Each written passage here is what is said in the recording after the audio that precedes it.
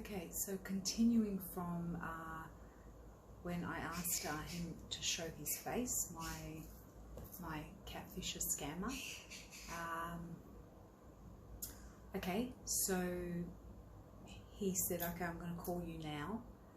The phone was ringing, my heart was beating, I was sweating. I mean, I had this face that I remembered talking to this person on WhatsApp of a 50-year-old Caucasian man, you know, with a beard.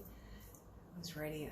The video was on and it was ringing, and then I answered it, and oh my God, my heart just stopped. It was a black guy in his 30s, an African guy. I mean, I think they're gorgeous, but imagine thinking that you're speaking to this 50-year-old like man from Kiev, and like really getting to know each other. We really got to know each other deeply. Like, sure, I mentioned the phone sex stuff. Do you know how long it took before that happened? Literally, we would speak every day for about 2 months, and then we started getting intimate. So 2 months of just being friends. You know, he liked reading Shakespeare, and he was interested in spiritual development, which I shared books with him, like Eckhart Tolle and Michael Singer and reality transurfing, and then we'd talk about that. We could talk on the phone sometimes for 3 hours at a time, and it would just fly. So there was the foundation was built, and I had found this friend and interesting person, and then even thinking, talking to him, thinking that, and trying to, we're going to meet one day. And then when I saw that face, it was like I felt betrayed. I felt like my head spun. It was like, is this real? I just saw this African 30-year-old guy, and I had to contain myself. I just had to, because I wanted closure on this, right? And the first thing he said was, do you think I'm cute? And I thought, he's that's what he was worried about. And I said, yeah, of course you're cute. And I'm saying this with this lump in my throat. I'm going, what am I going to do? Because it was the same voice. There was no change of accent. Like, he had this accent. It could have been from anywhere in the world. So Kiev accent, sure, it was whatever, it sounded Kiev. And he had the same, the way of speaking. It was just that it was a different face. It just total betrayal, I felt. And I went, okay, I can't just get angry now. I've got to deal with this, and I'd like to know more about him. So I started to ask him, like, why did you do this? What made you do it? And he started choking on he was like, and then he said, look, I was going to tell you, but in one of our conversations you mentioned that a black guy had asked you for a coffee and you didn't go, and I thought that you were racist. And I was like, oh my God. And weird stuff, because I remember having dreams, because my dreams can get like a little bit psychic, and I remember having this one dream and telling him about it, and he was like, his mouth was just like shut. I said to him, I had this weird dream about you, and I said, you didn't look like the photo that I see you. And how stupid was I? I mean, like, my daughters were saying, you've got to Skype with him, because otherwise you'll never really know what his mannerisms and that are.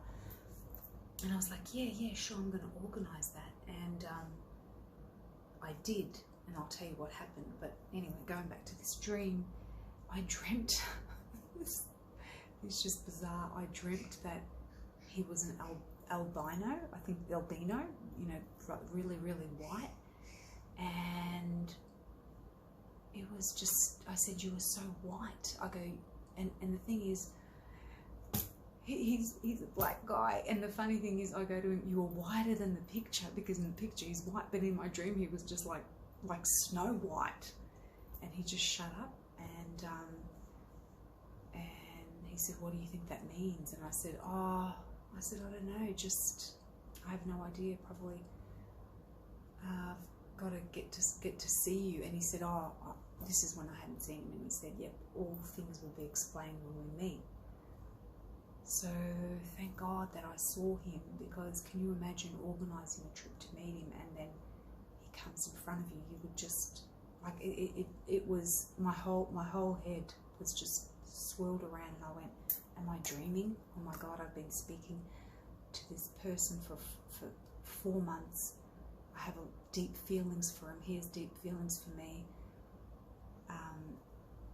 He was genuine to me in his conversations, and beautiful conversations.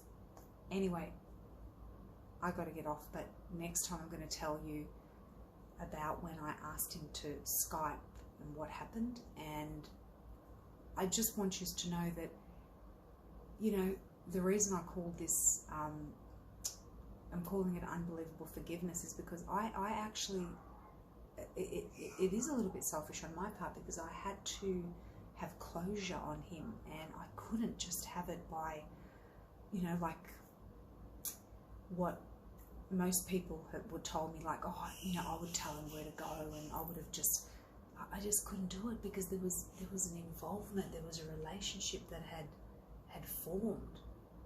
And I'm just grateful that, you know, I got to know him more. And as I said, it's been 18 months down the track, and wait till I feel in everything about what's happened. We're kind of like in anyway, something really, really kind of like big happened, and at the moment we're kind of in a bit of a break. I know it sounds funny. In a break with my catfisher, whatever, but he was my man. He was really my man, and I was his girl. So next time I'm going to tell you about what happened with the Skyping thing. It's you're probably going to end up hating him for it, but you've got, I can look outside the box, the picture, and just, I can actually understand why he did it and how it just got deeper and deeper, because really we're both responsible for it. Like, I was just looking for some fun, and I thought, you know, just have some fun. I kept thinking, oh, this won't go long, you know, when I didn't know who he was and what he really looked like, and he was looking for some fun as well, and he often has said, you know, I didn't think it was going to take this turn, you know, I didn't think that I was going to actually meet someone that I would really connect with. That's what it was. It's a connection. I mean, you know, I feel we were connected from like we've known each other from a past life or something, because how can you stay talking to someone and feeling really good about being in their space for 18 months? And we'd made many times plans, you know, to meet, and I was really prepared to do it, but COVID has not allowed it. And anyway, I'm going to get into that. I'm just going to go back to telling you about, you know, what happened when I told him he tried to Skype me, and I'll probably come up with all these stories like throughout the time that I'm talking to you, although I've got it documented because I'm wanting to write a book, and I will never release his name because I really respect him as a being, you know. I mean, the guy had 15 nude shots of me. I mean, totally playboy, and they just don't exist. He showed them to me, showed me his screen, took a picture, and he goes, no, I can't do that because I respect you and love you. And I just couldn't do that to you. So it's really amazing how by understanding someone, like why they've done something. I'm not saying it'll work in all cases, but by understanding, putting yourself in their shoes, really putting yourself in the shoes. Is this guy that, you know, he's this guy that's lives in, you know, Africa and, you know, third world country, and he's got a business degree, but he hasn't been able to get anywhere with it. And what do you do? I mean, it's sad and lonely, and, you know, he wants to help his family. He's the oldest son, and he tries to help, and it's all up to him. And I really can understand what happened, you know. So I'll fill you in on that more next time. Yep. You can make your own decisions about him, but,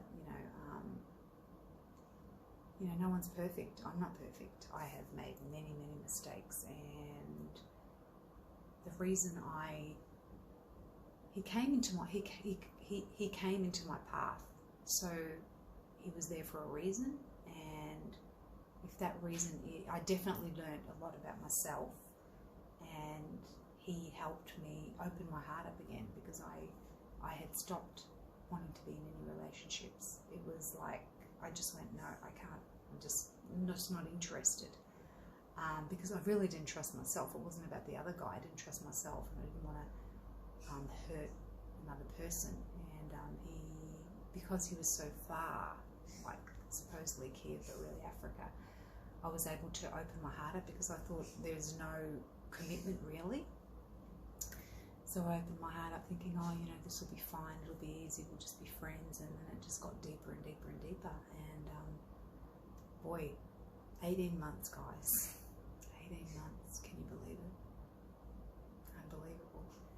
Some really good times and some really hard times. And anyway, I'll tell you about the Skype thing. When we tried to Skype, and I wanted to see his face, but I didn't know it was him, and what happened, how crazy it was. Okay, thank you for listening.